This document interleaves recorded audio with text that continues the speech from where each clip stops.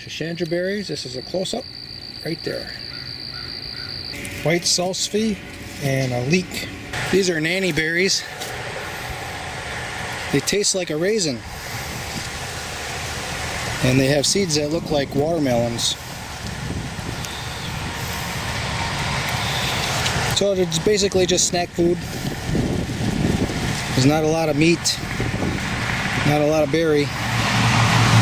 They taste good and they probably have some nutrients that are good for us. So those look moldy on the top, so I don't want to grab those.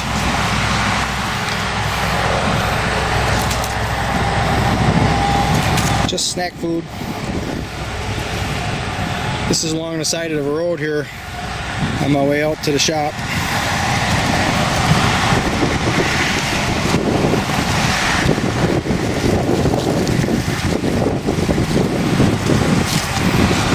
Yeah. Here are the seeds right here. So I'm going to save them. I'm going to throw them around on my land. I'm going to sample a new fruit that's on the property. I had one the other day and I really liked it. That's its counterpart here. I don't know the name of this one, but it's an azaroli, and I felt softness to the fruit, so you can see my finger indents it. Yeah, come on. It really tastes nice.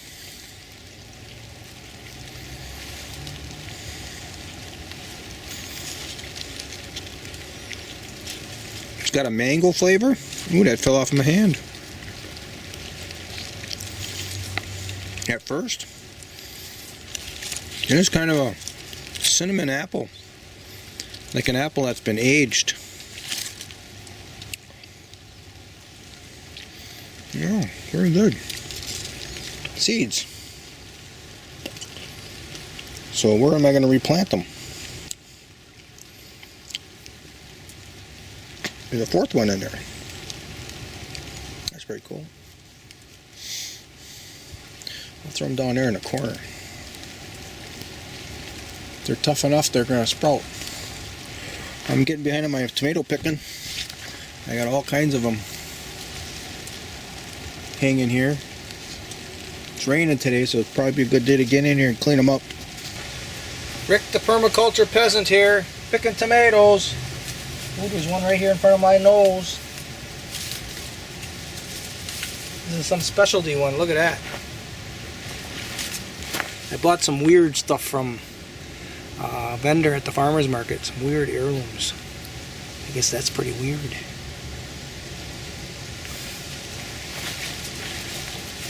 Another one down here.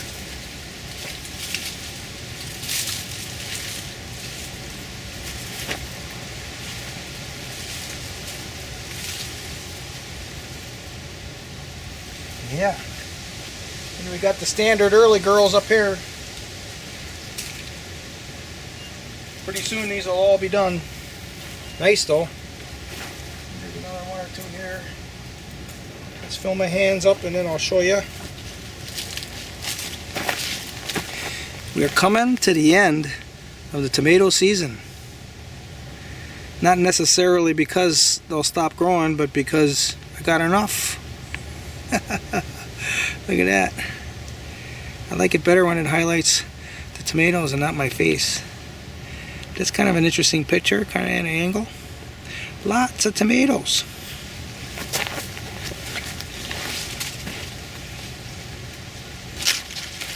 That one. This is a pretty nice tomato right here, look at that.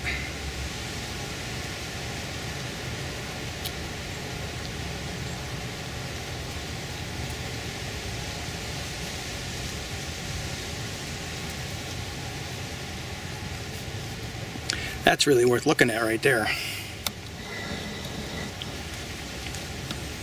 It's worth a picture too, isn't it?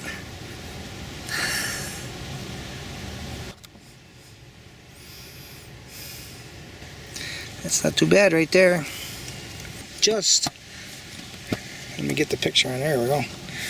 This is just another bowl of tomatoes. They keep right on coming. And there's the final harvest. For today anyway. This is a pail of goop. I had made wild plant ferment more than a year ago. This would have been probably July of last year, maybe June, July of last year. And now we're at the end of September. And this is the remainder. I actually harvested most of this water this summer. Watered my gardens with them. I've got videos up on it. And then there was this plus a pail left. There was some kind of a crust on the top. You can see remnants of it here. And it smells very rich, looks very rich. I'm going to go ahead and strain it and put the rest of it on the garden. Right now we got some rain coming, and I think this will help to soak her in good. I do have some crops still growing, so I'll water those crops, but I'm also wanting to water just the soil, to water the soil life. Let's see if I can do this without spilling too much on me, because it's pretty rank. Very, very rich. Okay.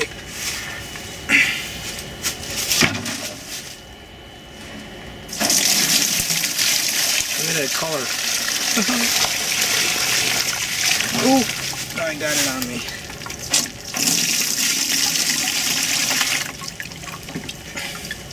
That means the wife is gonna bitch.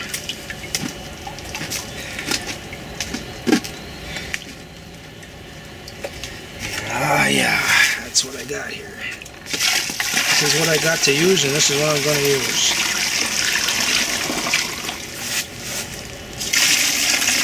Ooh, we got some more on me.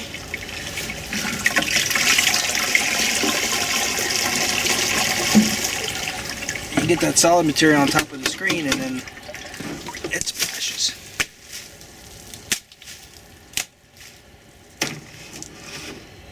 Oh well. Can't make everybody happy.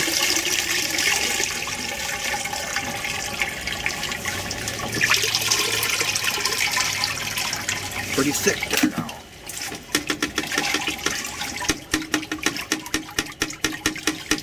Right here I got a kiwi bush right next to the water tank, or kiwi vine, so it'll get the benefit of those nutrients.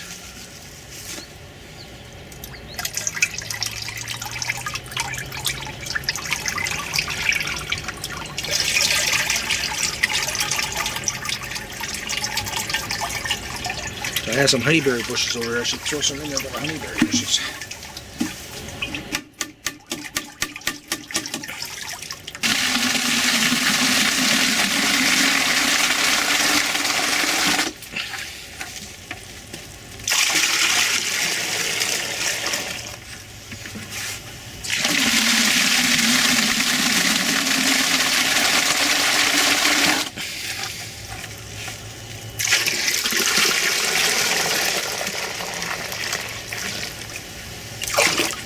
Okay, now I like these square buckets because you can use the corner. This corner here is, you pour it into the sprinkling can easier. It's like a little funnel.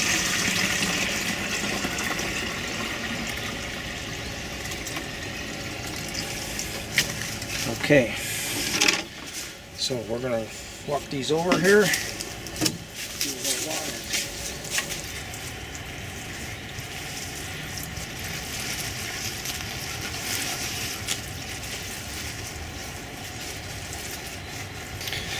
Okay,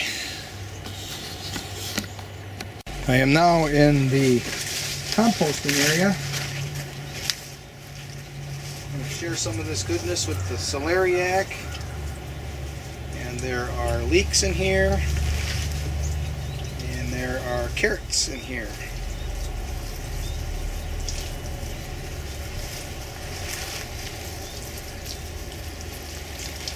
I can see the carrots are being predated upon again.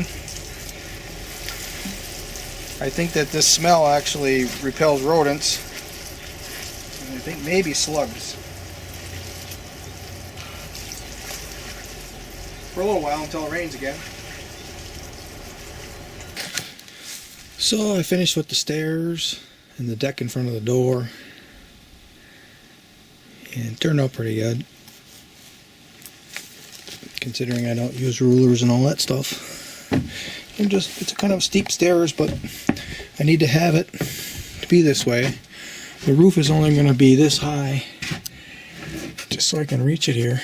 You're going to be right underneath this support log, right there. And it's not going to have much of a pitch, but that's going to be okay because I'm going to be using a lot of cedar poles for the rafters. There'll be plenty of support to hold snow load. And right at this point where I'm standing, this is where I want the roof to be, just at my head height, so that's what the picture's going to be. You can see right there is going to be the top of it, so it's not going to pitch much.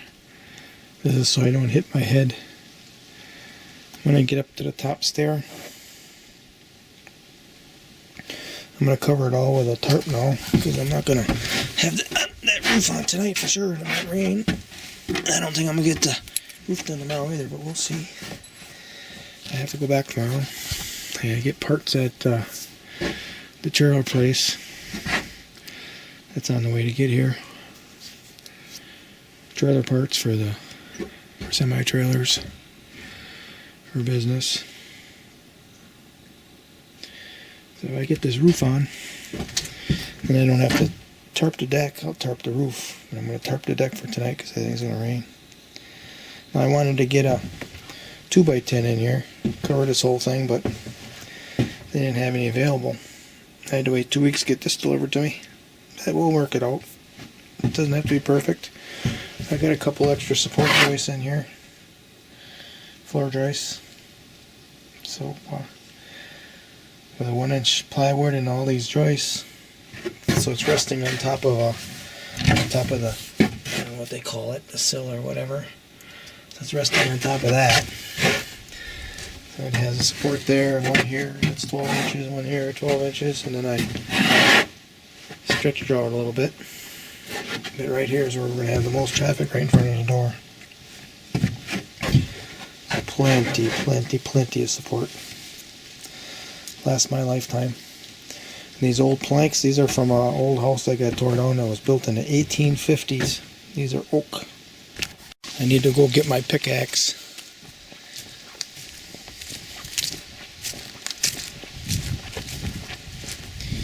So we're going to go take a walk.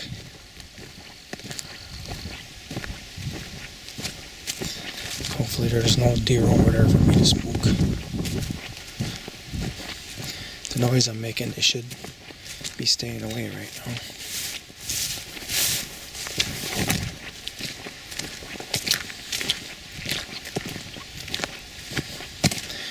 Since it's the 29th today, I can't hunt.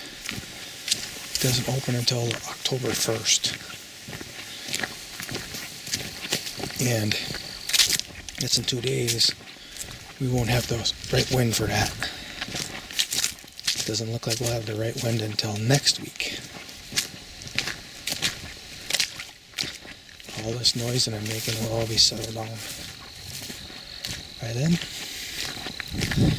I'm not saying I'm going to shoot a buck from this deer blind, because that's where I'm probably going to hunt out of, is this deer blind. And I also have my rifle stand behind me, but it's a little tall, so I don't know if I want to shoot a deer with a bow from there, and I have before. Actually, I shot 2 bucks out of that one, come to think of it.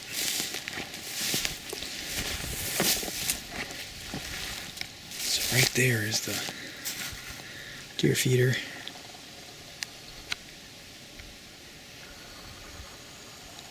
Since there's no deer here, we should probably walk over there and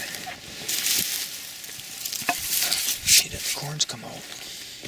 Oh, there has to be. I see blue jays. That's who's over there grabbing them. Corn, because I'm not, because I scared the deer out. They're not here.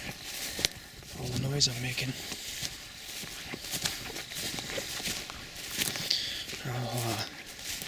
Years prior, I had an old doe, and my spouse killed it last hunting season. But that old doe wasn't that afraid of me. She'd actually stand out here when I was walking around.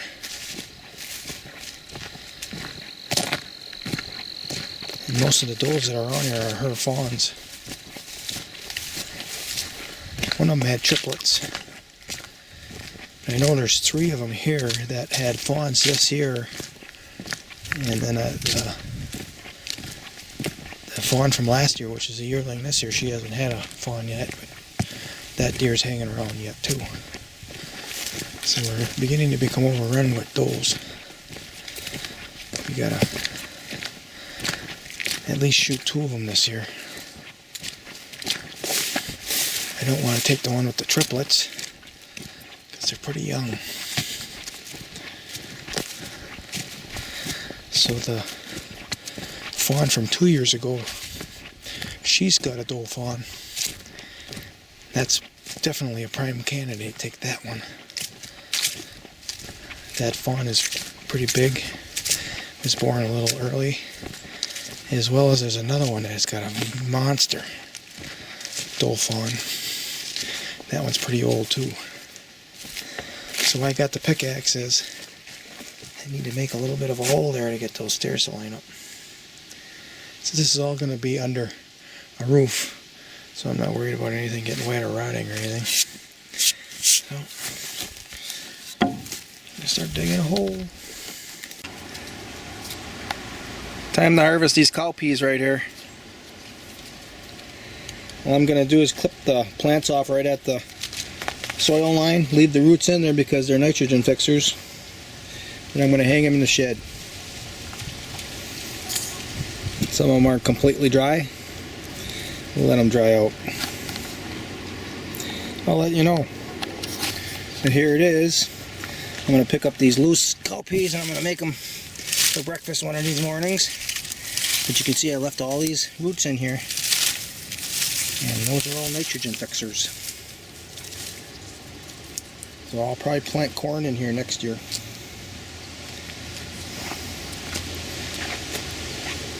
Alright, there's a few. Here's one. So you know, as everything starts to go away in terms of food for the rodents, they're going to begin to really intensify their predation of all my crops here. So now is the time to start pulling it. And then they're also susceptible to being caught in traps because now they don't have a lot of food. And now is the time to really concentrate big time on trapping.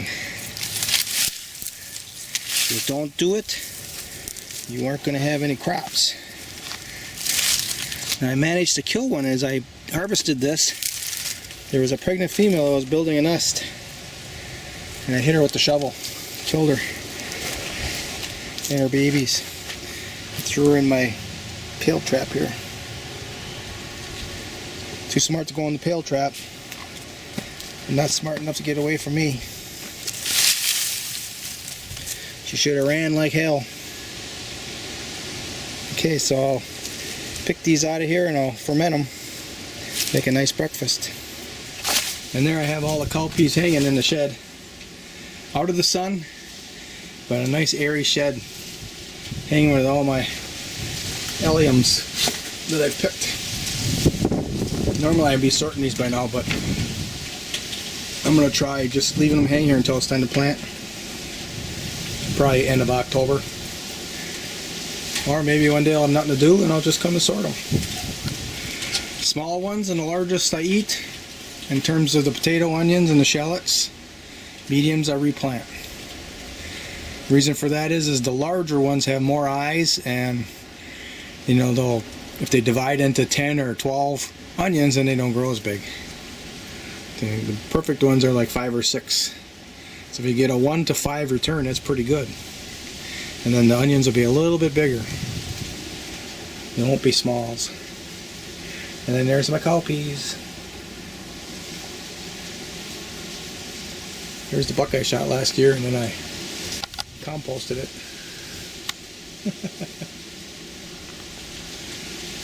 There's some beans. Those are purple beans hanging there. They're pretty dry too. Okay, now the purpose of drying them is so that you don't have them catch the mold when you store them. If they're really dry, they don't get moldy. If you put them away wet, they'll get moldy and then you ruin your crop. Processing grapes. These are Edelweiss, the best ones on the property in terms of disease resistance. And now I'm smashing them or mashing them in this double pot. The top pot has holes in it. I'm getting the juice out of the grapes, and then I'm further straining it. Then the skins and the seeds and this pulp go into this jar, and I'm going to make vinegar out of that. That's a way to turn spring water into vinegar right there. Because I'll just fill that jar up with spring water and then I'll turn to vinegar. And then this is the product that we want to freeze, and it'll make grape pie in the wintertime. So it's 1 cup per pie. And by the time I'm done, I'll have this definitely full. 4 pies. Okay, and then this is the grapes where I squeeze them. If you do too large or thick of a layer, then it's hard to get all the juice out. So you do just a thin layer of grapes and then mash it up with the potato masher. And then all of that skins and pulp that's left over and seeds all go in this jar again to make vinegar. For the freezing, skins and pulp that was left over is going to be making vinegar. I fill this with spring water, and after a month I'll strain out all the skins, and the vinegar will continue to process.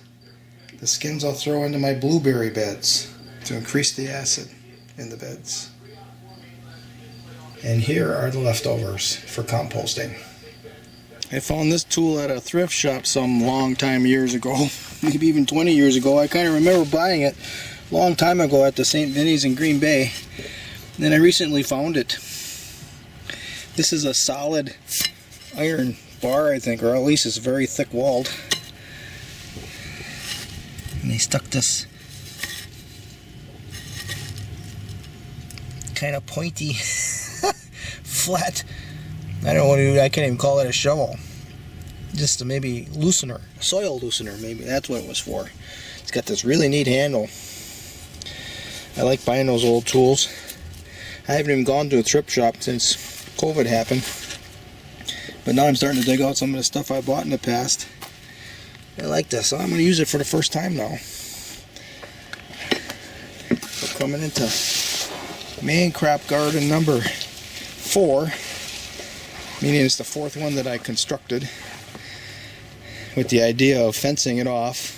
About approximately 15 square foot gardens are what I'm building now, all fenced off, and then this one even has a chicken wire top to it. Keep the birds out, mainly because I got honeyberries planted in here, and I don't want to just put netting over the honeyberries. And I'm going to have another row of honeyberries on this side of the fence as well. But right now I have radishes coming up that are starting to bulb up very nicely, growing as annual crops. I got a Swiss chard right here. I have beets, and then I today figured out that there's been a rodent in here the last couple days, and it's actually chewing the tops off and then eating the root. So I kind of weeded through here, and I threw all the weedings either there or else underneath this skirt plant down under there. But right now I brought this tool in here because I'm going to dig out one of my grandma's onions that grew pretty good this year. There's where the bulb is, and over here are the bulbils that have already rooted. And I'm valuing this particular onion because it didn't get that. There's some sort of disease that gets on the stalks. I always thought it was slugs that were chewing off the outer casing of the onion, but I don't know, it might be some sort of mold disease too. I don't know, mold issue. But this one here resisted it. Or most of the onion plants here in my backyard got that disease quickly, or issue. But this plant here resisted it. I don't know, because it was here all by itself, or it just has something innate in the plant, in the singular plant. But I'm going to dig these out, and I'm going to transplant it. I had this ground cherry growing that's got some sort of a blight on its leaves. I just hung it here to see if any of the fruits that are remaining on it will ripen. But I dug it out of here, and now I'm going to prepare this and dig out those onion plants and plant them here, so we can see what happens next year with them. I'll let you know. And here are the results of my digging. These are the bulbs. You can see they've already divided. This one's got 2 plants coming out of it, and this one's got maybe 3. I think there's 2 in this bigger one, and then there's 1 here. So that's one of the advantages of this spring onion, or it's a variation of an Egyptian walking onion, is it both divides and it provides these bulbils that will also produce a plant. So I've got the largest bulbils. I'll plant those towards the north. Well, these bulbs I'll plant to the north, and then the next layer will be the larger bulbils, and then the next layer the little medium ones, and then the next layer the small ones. And there were some bulbils here that actually had already sprouted, so we'll get those in too. And we're going to layer them in here. And I'll let you know. You can see I just made this line right here. I'm doing it right now. Just pushing it in and kind of leveraging the soil loose a little bit. Hard to keep my camera on there and do this at the same time. That's all I'm doing. And I'm taking these bulbs and sticking them in the line.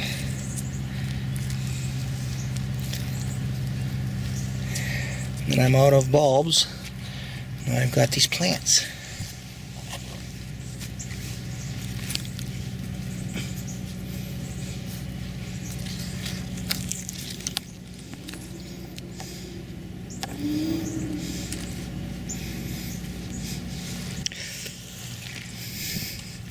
We'll stick a plant in here.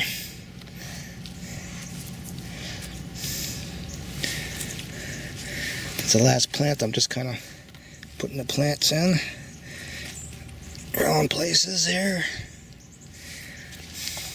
So this is the final product. All the bulbils are planted in this first 3 rows. There's 2 you can see the outlines of, and then this one I didn't really make that much of a row right in here, but you can see here's a bulb, or a bulbil that I stuck in. And then the 2 bulbs are right there. This is towards the shade side, or towards the north side of this little bed. The biggest ones are to the shade side because I expect them to grow larger, taller, above the larger bulbils, and then the larger bulbils will grow above the smaller bulbils in the front on the sun side, so they'll all be able to share the sun. In the spring we're looking at this, the earth is still pointed away. This area of the earth is still pointed away from the sun, so the sun's rays will be coming in at an angle. And that's why you plant the biggest plants to the shade side or to the north side. Here in the northern hemisphere, the sun comes down from the south. That's the story of Grandma's bulbils, Grandma's onions. We got some radishes here going to seed. It's starting to blossom. It's going to go to seed, so those are the ones I pull. They normally don't get too much bigger. Once they do that, they're putting their energy towards making seed. So this bed needs to be thinned out anyway, and that's what we're doing.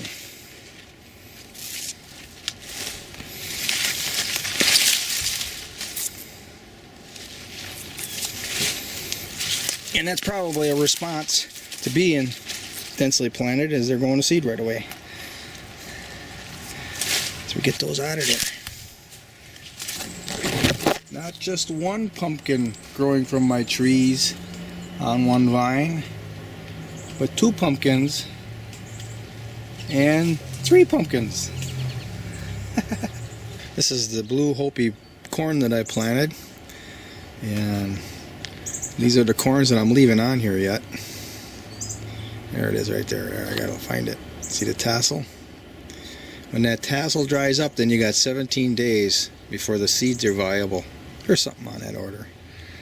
So it's probably dried up a day or two ago, so the 1st of October, first week of October, and I'll pick that one assuming we haven't had a coon or possum come along and eat it.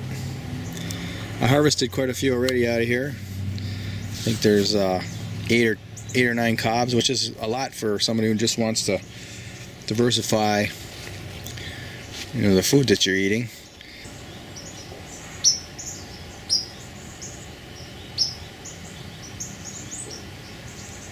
We had a heavy frost last night, but didn't bother my yard any. I've got this pretty much frost tolerant, at least the first couple frosts. You know, they're not deep frosts, and what I'm talking about deep frost is like 25 degrees. If we're looking at 31, 30, even we can have 34, 35, and we'll have a frost right on the ground. I don't have any of those issues here because of all the infrastructure that I have built up around my gardens. But right now we are going to harvest something, even though I'm not afraid the parsnips getting frosted out. We do now have a sun issue. You can see it here as we go across. This patch is getting plenty of sun, this part of the patch, but the patch that's here close to the line, close to the fencing and the trees, it's getting frosted out. It's getting shaded out. So we're going to harvest some of these parsnips. Plus, you know, we need to eat. Ooh, here comes a nice one. Here comes a nice one. Yeah.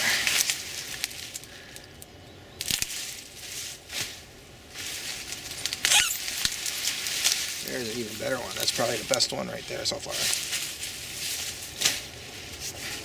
Alright, we're working over our parsnip take right here. I like to lay a little just dirt off of here. We'll wash it off in our rainwater, then we'll bring it in the house, wash it off in the city water. I can leave that on there.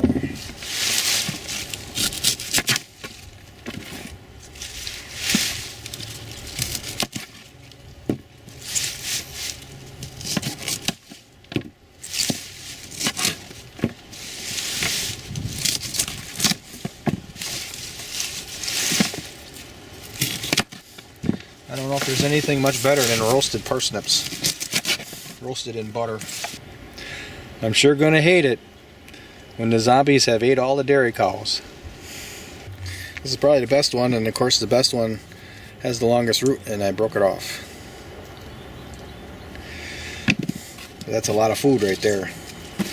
Definitely enough for incorporating into dinner and having plenty left over for snacks the next day.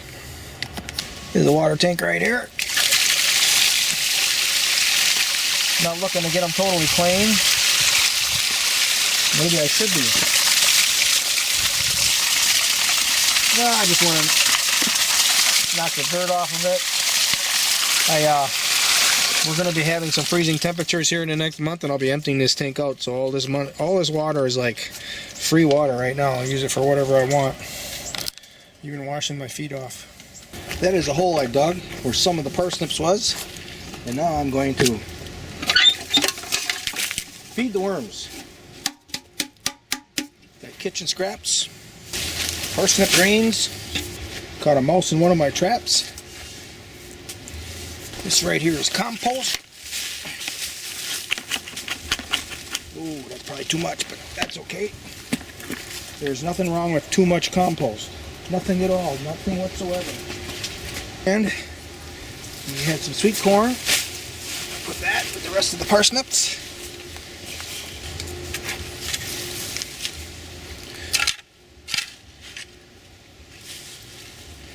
There.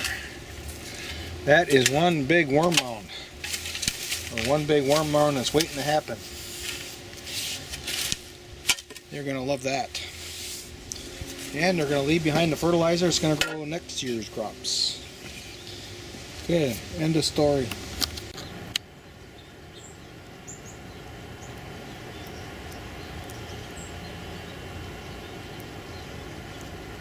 Cedar posts right here that are growing right here in the property are going to be trusses for the porch that I'm building on camp. This is something I was going to do 10, 12 years ago, but then permaculture got into my head and I started planting trees instead.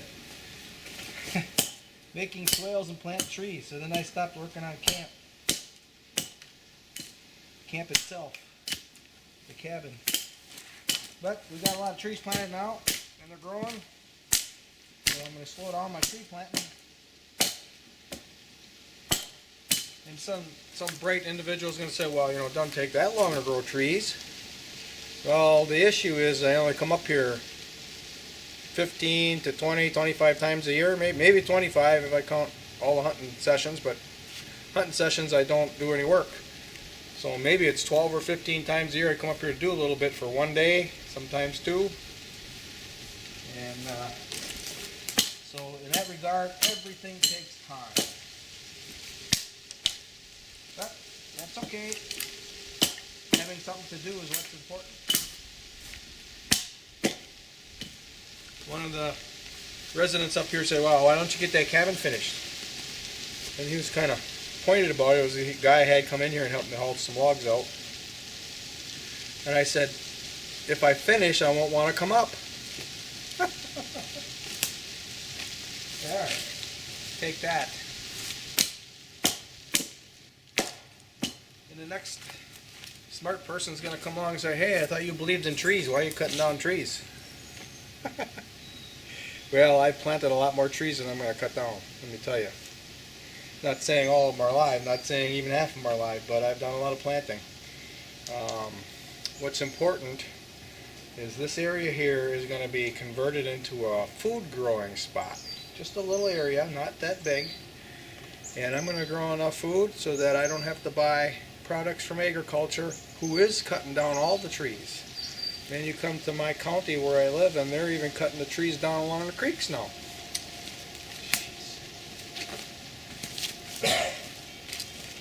Plus I plant a lot of trees that grow food. Not just for me, not just for humans, but also for wildlife. Did you hear that?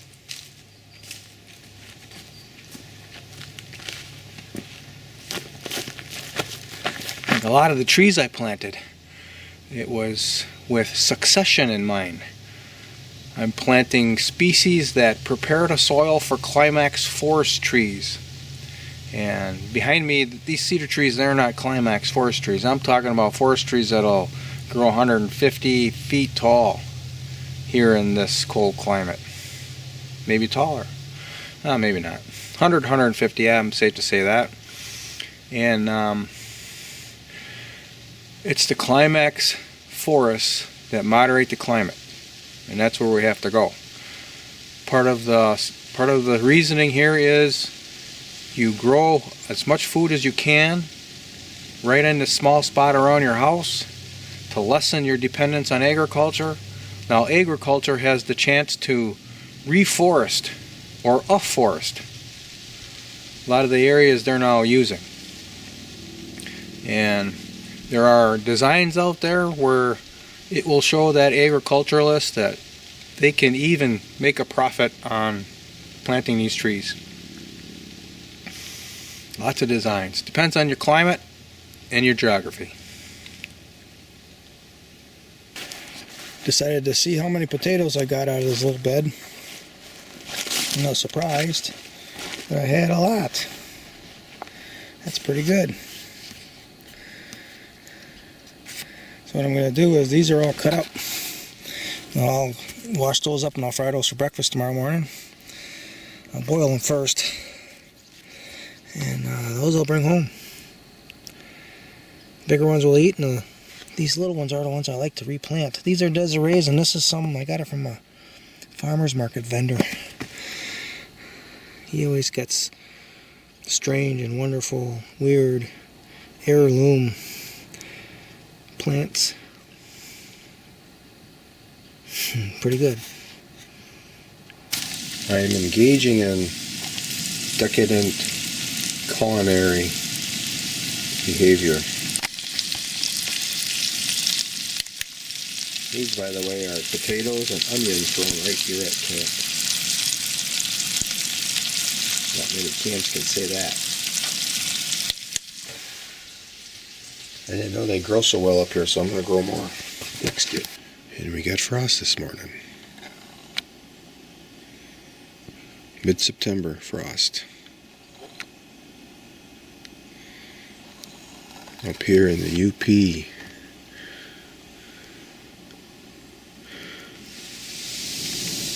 I'm making some coffee right now.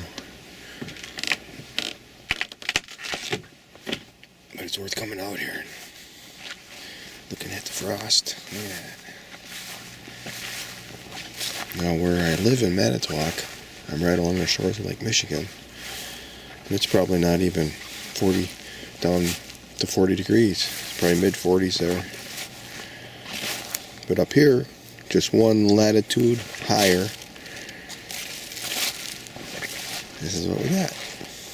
This is where I dug the potatoes out yesterday. That little bitty bed had all those potatoes. And you can see the steam rising up off of the warm water of the pond.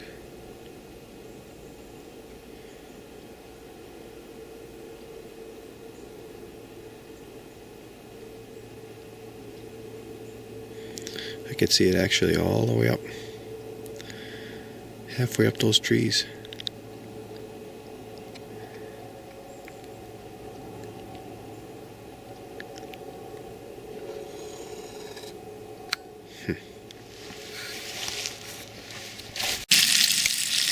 And chopped up boiled egg. Stir it up and eat. This is the big pond that we dug. That was probably 5 years later. Maybe longer, I don't remember for sure. And we used the material that came out of this pond to go around the camp. We actually built the camp right on the surface, and then we built the yard up around the camp, around the foundation, with this material.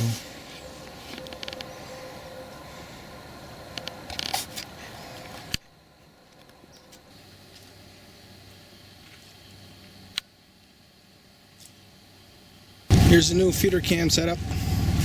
It was here, and we had difficulties getting good video of the deer coming down the lane here. Got that bar there at an angle. I didn't like that, so I moved it. And another thing is I saw a buck look up at it, so I've got it more hidden in the branches now. And it's away from the lane, the shooting lane for the deer blind over there. All brushed in. There's the trail camera. We can bait here now in Michigan after the 15th September. I've got maybe a gallon or gallon and a half apples here. And I've got the timer set on 3 seconds at 9 in the morning and 5 seconds at 3 in the afternoon. This is elephant garlic that I harvested here at camp. Pull them apart, let them dry out. So the question is, do I put them in the ground now and risk them being winter burned, winter killed? Or do I bring them home and do my normal thing in a bag? And these actually went to seed. And after drying out, we'll see if there's any seeds in those heads. Should be, right? So this is where I pulled them out of. I had a bunch of weeds growing in here too. Got it all weeded. This is a part of a keyhole garden bed complex that I'm transitioning over into circle beds. So I'm going to abandon the backside of it to wild plants, whatever wants to grow. And this part I'm going to garden with the circle beds. Oh, look what I just found. There's a garlic growing in here. Oh, that's probably one of my grandma's onions. That's one of my grandma's onions. Yeah, they're all over the place. I pulled some of those out of here too. So you can eat the bulbs now, they're strong. But they're edible. If you cook them, then they're pretty good. But I started pulling these sticks out of this circle bed over here. I had them in here to keep the skirret from falling over, and it worked pretty good. These are all skirret seeds in here. And I can feel some are tighter.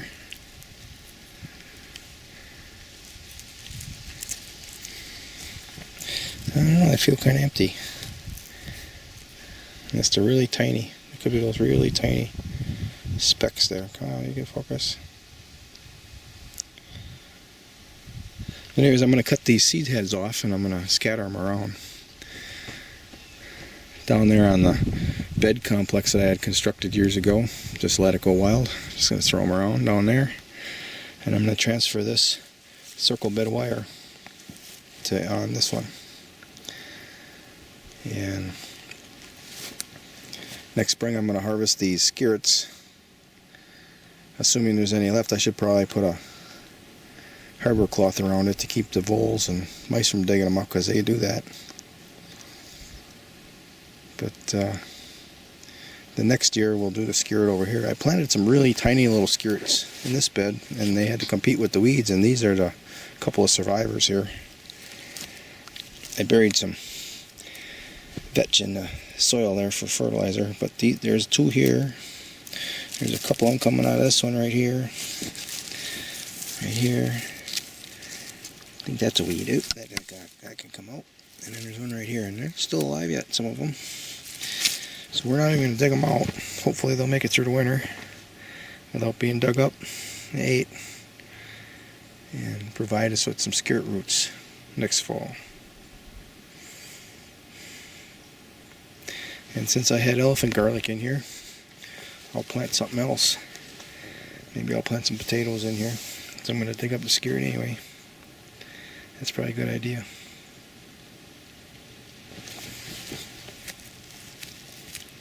That's part of the vetch that I put in there. I dug out as many of these crabgrass roots as I could. But that's here. I'm never going to get away from it. Every time I do something like this, I'm going to be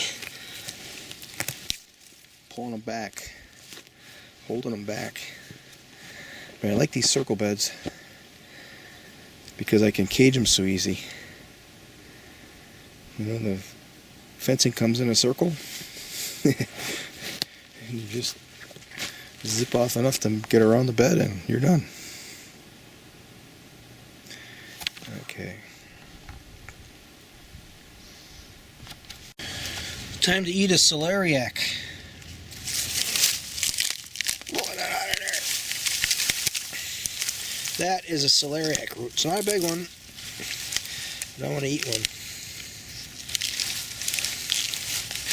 Another one next door. Let's get another one. Ooh, it smells like celery. It's pretty nice. Somewhat cleaned up. All I need to do is wash them and slice them up. That's what I had to peel away to get at that yummy core. That's the first ones of the year to harvest. Pretty good. Having cooler than normal temperature, so I'm like, this radish girl, look at that's a daddy. Oop, this kind of went off there. Well, that's okay. Let's get a better picture. Yeah, it feels good on your side too. This is a tag for the trees I got. And I'm nursing right here. Look at that. I got a few more that rival this size right now too. These are the oaks. Chestnut leaf oak, they're otherwise known as. Looking pretty good. I'm nursing them here. I'm going to be pulling them out of here pretty soon. Replanting them up north. I'll probably do half in October, and then I'll do the other half in April. Every day I've been coming to this tree and picking a peach since they began to show signs of being ripe. And that's that they're soft. Yeah, that one's soft. That one actually looks really nice.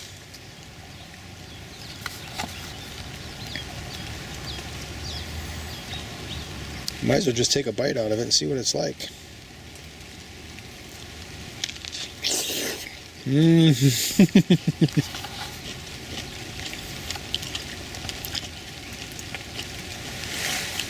Yeah, baby. That's good. We're checking on our little Three Sisters garden. Pumpkins, tomatoes, and corn.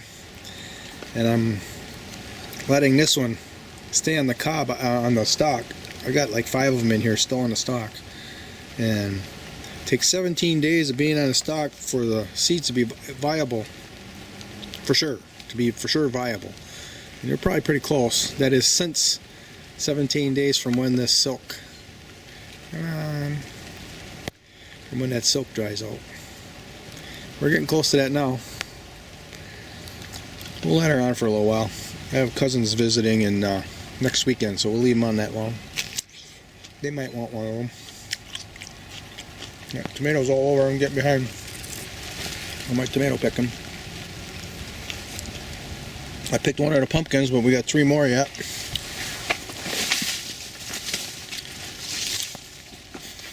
Hanging in the trees. Yeah.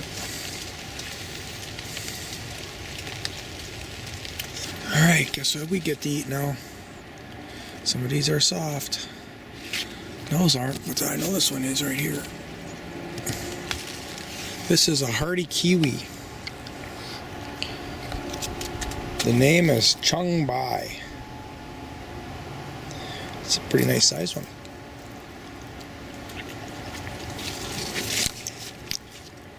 Yeah, pretty good. That one's soft. This one's soft. They're all soft. Right up there.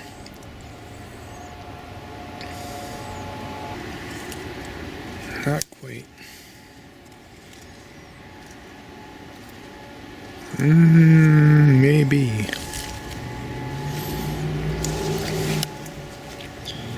There's one up higher there. It's more yellow. Oh, look at that. I missed those way up there.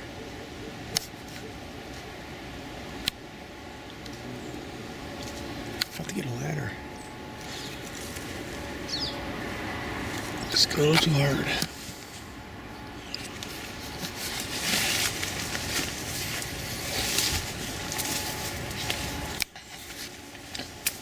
Oh, I can just reach it, pull it down.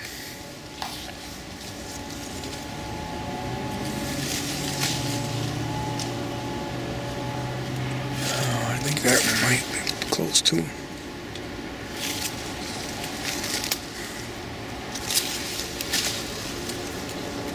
Ooh, this one just come off. Look at it's kind of rotten. Got some rotten spots on it.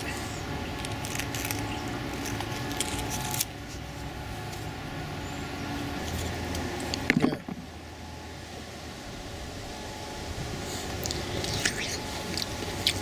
Okay.